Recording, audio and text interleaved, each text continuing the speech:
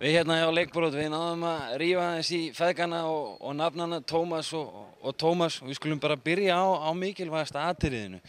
Gamli var hérna upp á vinstri kanti og þú ætlar að fara inn í einhverja sendingu, hann sagði nei og setti bara jumper á þinn reikning. Hvernig bregðast úrvalsdeildarleikmenn við svona?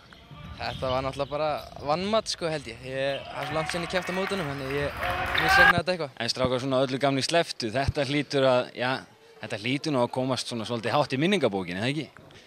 Jú, ég held að ég ætti enga leiki eftir. Svo vissi ég að Fjölnir var að spila í Val B í bikarnum og það var frestað daginn. Ég hef ekki mætt á æfingu á Val í 3 ár, þannig ég ákvað að komast í lið. Ætlar að hérna gera allugu að Metunas Kára Mar sem var að spila úrvalsdeildarleik 53 eða 4, ætlar að vera 55-6 í bikarnum í framtíðinni? Ja, þetta var, ég held ég sé hættur á topnum bara núna. Það myndi gott heita.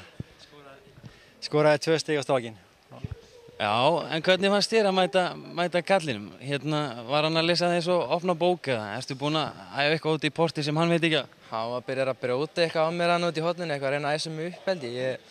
Ég veit ekki, þetta er svona, mér fannst þetta ekkert skrítið eiginlega sko. Ég keppti á mótunum oft, þetta er bara fyrsta skipti í búning. Þannig, já. Strákar, þetta er svona, farið að síga í jólin. Þessi leikur, hann hefur ekkert áhrif á hátíðahaldið það? Heima hjá okkur? Já, ég skoraði 2 stig, ég sátti það. Þannig að þú ertu tæknilega séð með montréttin þó að Junior hafi unnið? Já, svo passaði mér bara á því að ég spilaði svona old boys vörn. Þegar maður getur ekki hreyft lappirnar, þá notar maður henduna mikið, lemur og svona.